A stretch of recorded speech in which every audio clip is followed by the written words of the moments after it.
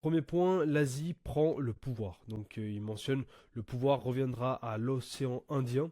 Il explique que ça ce sera donc la super puissance, donc la future super puissance, qu'en fait les gens en étaient dans une génération de surconsommation et moins de production, tu vois. Et en fait, je sais pas si je vais pouvoir te l'expliquer facilement. Je pense qu'on va pas parler de ça parce que sinon on va sortir du sujet du livre. Mais c'est toujours en lien dans l'idée que l'Europe perd du pouvoir. Et ça, je vais justement aborder d'autres points là-dessus et les États-Unis également. Même s'il y a l'élection de Trump qui justement pousse justement à, disons, on va aborder ce sujet précisément par rapport à Trump, un petit peu on va en parler, etc. C'est pas une vidéo pour te parler de Trump directement et de l'économie américaine, mais en résumé, étant donné qu'il parle essentiellement de l'Europe, il explique que si l'Amérique ne va pas bien, l'Europe ne va pas bien, entre guillemets, tu vois. Il va dans ce point-là. Et il explique que la prochaine surpuissance, donc c'est l'océan Indien, et je vais t'expliquer au fur et à mesure que je lis les points pour quelles raisons il dit ça, tu vois. Donc deuxième point que j'ai mis en avant, de moins en moins de transactions en euros ou dollars baisse donc est égal à la baisse de la valeur de la monnaie. Toutes les transactions se faisaient à travers le dollar, tu vois. Donc le dollar et que ça soit voilà, peu importe les transactions, c'était toujours en dollars, tu vois. Et les tendances elles commencent à changer, que ce soit payé en rouble ou dans la monnaie, enfin peu importe dans quelle monnaie, tout l'espace, voilà, Chine, Russie, Inde, etc. Et que maintenant, en fait, il explique que lorsque tu fais des transactions et tu payes à travers la monnaie du pays, la monnaie donc prend de la valeur, tout simplement. Si je dois le résumer simplement, tu vois. Le but c'est de résumer ce propos et que voilà, la Russie, la Chine, également l'Inde prennent de plus en plus de puissance par rapport à ça parce que maintenant, voilà, ils choisissent de faire donc des paiements directement à travers leur monnaie. En gros, voilà, c'est ce que comme je te disais, un pays a du pouvoir sur un autre pays en vendant ses ressources dans sa monnaie. Tu vois. Le gouvernement influence le peuple en se basant des racines du pays, de la culture. Donc l'idée c'est, étant donné que l'État, la politique, etc., influence le peuple, voilà, ça leur permet justement d'atteindre leur objectif. Et typiquement Trump il a fait ça en fait. Mais voilà, Trump il a pris la casquette de Rocky, enfin le rêve américain. Le dollar part en vrille, l'Europe subira. Donc en fait, tout simplement, tout ce qui se passe aux États-Unis, s'ils partent en vrille, voilà, l'Europe part en vrille aussi, automatiquement, tu vois. Il faut aussi, ça, c'est le côté simplifié. Maintenant, j'ai ajouté un petit commentaire avec ChatGPT parce que je voulais aller un peu plus loin sur le sujet. Donc, il a donc mentionné l'euro a été introduit en 1999, donc 1999, comme une monnaie unique pour renforcer l'intégration économique de l'Europe. Mais certains analystes estiment qu'il a aussi servi les intérêts des États-Unis. En unifiant les économies européennes sous une seule devise, l'euro a limité la souveraineté monétaire de chaque pays, rendant l'Europe plus dépendante des marchés financiers et des politiques économiques globales, souvent dominées par le dollar et la Fed, donc Réserve fédérale des États-Unis. Alors après, il y a plusieurs débats sur tout ça, tu vois, dans le sens où on pourrait même s'imaginer, enfin, moi j'ose croire que c'est un peu ça, parce que le but après c'est d'élaborer à travers la vidéo, de donner mon point de vue, mais c'est sûr que si on n'a qu'une seule monnaie sur plusieurs pays, pour que ces pays investissent enfin, voilà, aux États-Unis par exemple, c'est beaucoup plus simple d'une certaine façon de manipuler, enfin, manipuler, voilà, d'influencer le peuple de la Croatie, le peuple de l'Espagne, le peuple du Portugal, le peuple de la France, de l'Allemagne, etc., à payer en dollars en fait. Tu vois. Parce que si l'Espagne, euh, voilà, éventuellement la Suisse, même le Royaume-Uni, enfin bref, ces pays-là, ils sont pour, je sais pas, collaborer avec les États-Unis. J'ose imaginer, il y a aussi cet aspect de l'influence. C'est-à-dire que les autres pays qui font partie de l'Europe, comme on est une unité, si la France fait confiance aux États-Unis, bah nous on fait confiance aussi, tu vois. Les États-Unis sont perçus comme les super-héros, tu vois, si je dois le résumer simplement. Et, euh, et je pense que c'est ça qui fait ils ont su influencer toute l'Europe à voilà, investir chez eux, bref, voilà, enfin, je vais pas aller dans les détails par rapport à tout ça, mais à leur donner le pouvoir de manière générale, tu vois, de manière globale, et à valoriser le dollar plus que l'euro. Tu vois, c'est ça qu'il faut se dire en fait. En fait, il faut vraiment avoir cette image que pour l'Europe, Les États-Unis, c'est Superman. Ok? Et Superman, il est en train de se péter la gueule. Ce qui fait que, bah, en fait, l'Europe est en train de subir aussi, tu vois. Parce que si tu perds ton héros, bah, comme un gars. Franchement, je suis obligé de le dire comme ça, mais comme un enfant de 5 ans, si papa il est mort, tu vois, enfin, si papa est plus là, bah, tu te sens perdu, en fait. Tu vois, c'est la même chose. Et l'Europe est perdue actuellement. Pour moi, je le sens comme ça. C'est ce que je ressens. Les États-Unis, ils sont dans la merde, de par ce qui s'est passé jusqu'à maintenant, euh, l'inflation, etc., tu vois. Mais ils sont en mode, voilà, on est des. Et je sens dans les États-Unis, il y a quand même plus cet état d'esprit de, on est un peu, on représente, donc on doit se battre pour réussir, tu vois. Et avec Trump, c'est sûr que cette vibe, elle va juste aller de l'avant. En Europe, non, en fait. En Europe, j'ai l'impression que les gens, ils sont plus en mode, ils subissent. C'est ça qui me saoule un petit peu ici en Europe, tu vois. Moi, je te le dis très sincèrement. Euh, c'est ça qui est dommage. Comme pour l'élection de Trump, lorsque les dirigeants sont en accord avec des propos ou un individu, ils vont utiliser tous les moyens. Médias et autres, comme je t'ai expliqué. Donc en fait, c'est tout du fantoche, en fait, hein. C'est ça qui, en soi, ça qui me dégoûte, hein. Et d'ailleurs, c'est pour ça que, voilà, avec le temps, ça commence à changer parce que, bah, nous, on est la nouvelle génération, tu vois. Maintenant, nous, on regarde des vidéos YouTube. Nous, on regarde des podcasts, on regarde des gens comme nous, terre à terre.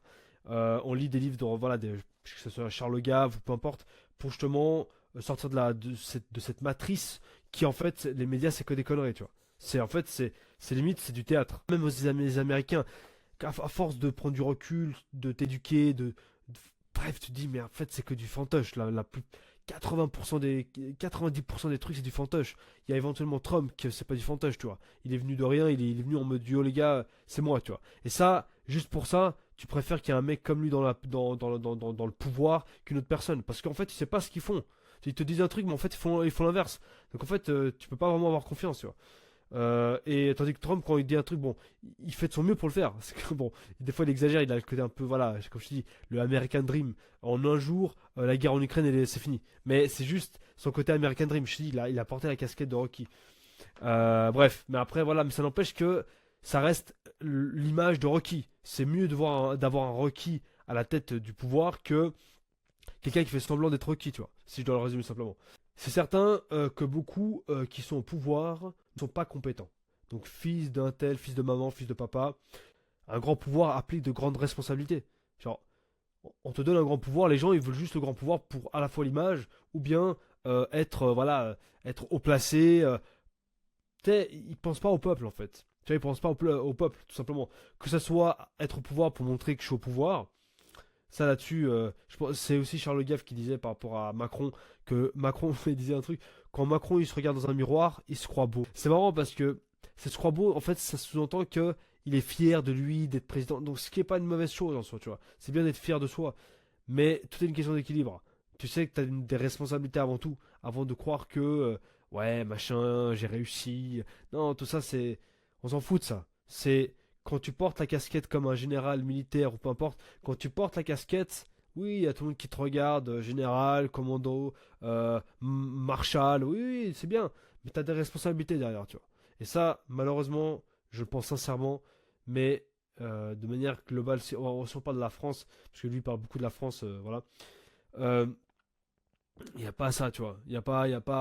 On sent qu'il n'y a pas voilà, ce sens du peuple, tu vois. Ceux qui sont dans l'État ont les droits, nous, non. Donc voilà, en gros, après en même temps, voilà. Moi, je te parle de la Suisse. Pourquoi? Parce qu'en Suisse, déjà de base, il me semble qu'il y a 7 présidents, si ma mémoire elle est bonne, s'ils n'ont pas changé entre-temps.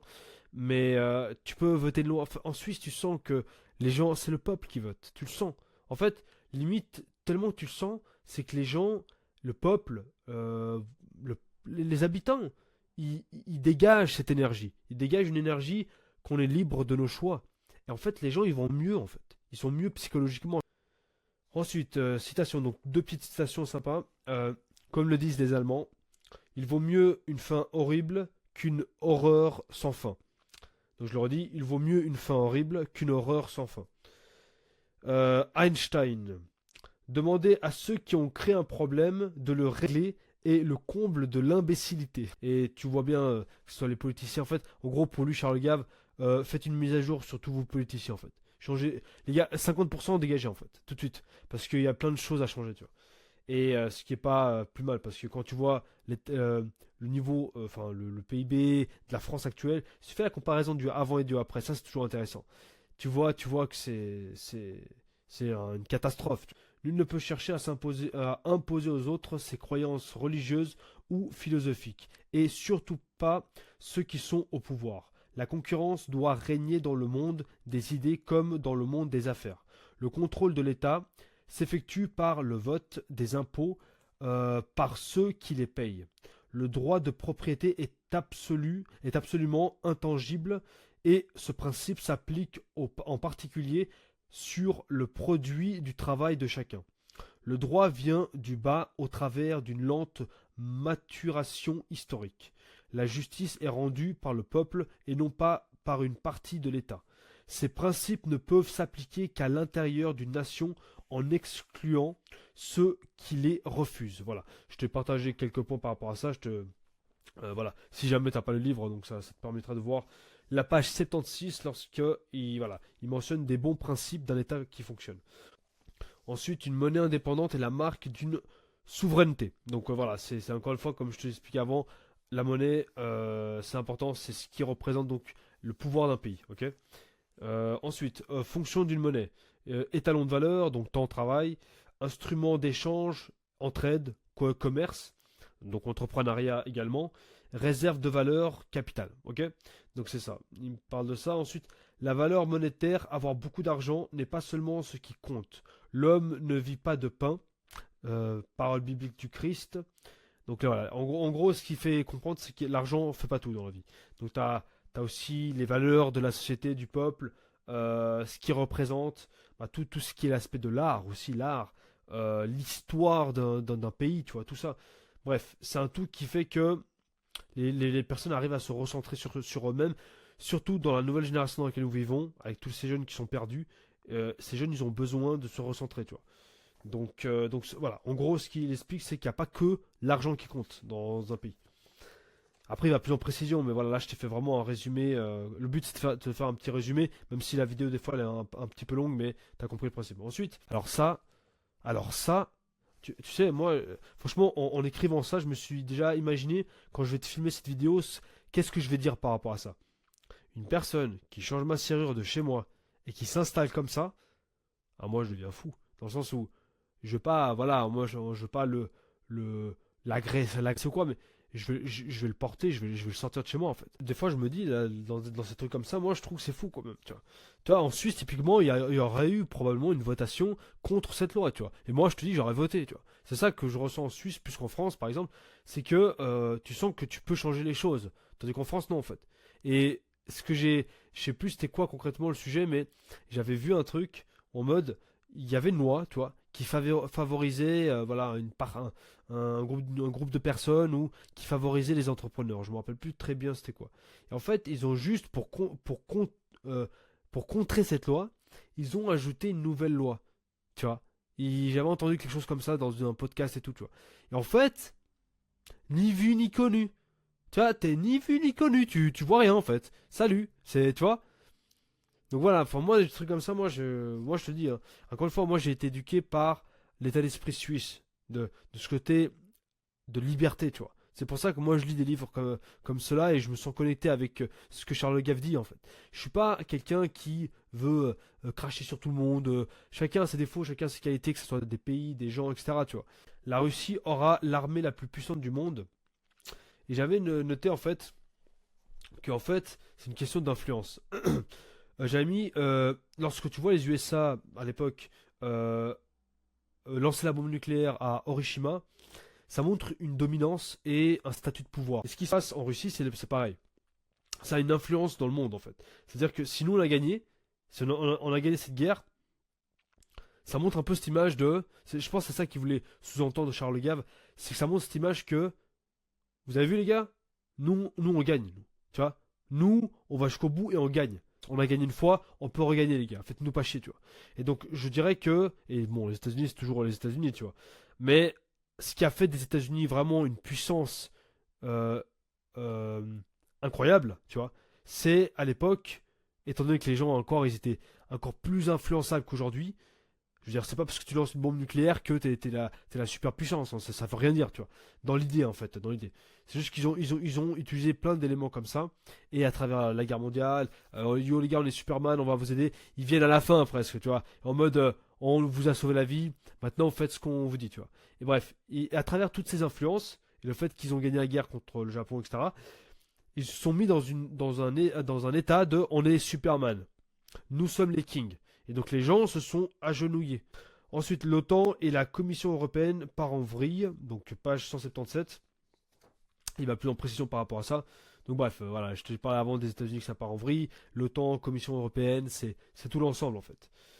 Ensuite, le pire destructeur du capital d'un pays est l'État. Enfin vraiment, il n'aime pas ça. Voilà. Ensuite, être libre, c'est refuser le mensonge. Donc là, après, justement, ce sera le sujet du prochain livre. Il parle beaucoup de religion, c'est ça qui m'a... Parce que je suis chrétien, en fait, donc ça m'a touché directement. Et il dit que le mensonge, c'est Satan, tu vois. Donc il parle pas mal d'éléments, texte biblique. N'ayez crainte, la vérité l'emportera toujours. N'ayez crainte, la vérité l'emportera toujours. Être libre nous rend heureux et utile sur le moyen et long terme. Voilà. Donc c'était tous les éléments que j'ai notés, qui m'ont marqué dans ce livre. En fait, tu as les liens en description, plutôt le lien en description pour les prises de notes de ce livre. Donc la vérité vous rendra libre. C'est toujours comme ça finalement. C'est toujours quand tu sais les choses, que tu peux aller plus loin dans la vie. Et qui parfois, je te l'avoue, ça te choque un petit peu aussi, tu vois. Parce que, tu vois, tout ce qui est politique et tout, quand tu vois... Tu sais, aujourd'hui, moi, enfin, pour résumer cette vidéo, après, voilà, c'est un peu mon point de vue, mais comme je t'expliquais un petit peu avant, au cours de la vidéo, quand je vois les politiciens, tout ce qui est partagé, bref, pour moi maintenant tout est du théâtre en fait, tu vois. Je préfère un homme au pouvoir dont c'est le peuple qui a choisi que ce soit lui qui soit au pouvoir, que ce soit d'une magouille, que ce soit, je sais pas, l'influence des réseaux sociaux à travers le fondateur de Facebook, peu importe le réseau, et qui amène à une élection d'un président, tu vois. Moi je suis contre ça, tu vois. Je suis totalement contre ça. Voilà, donc j'espère que tu as apprécié cette vidéo. Si tu l'as bien aimé, mets un petit j'aime, comme ça aide au référencement de cette vidéo. Et puis, je vais donc publier la vidéo, donc prochaine vidéo sur un libéral nommé Jésus.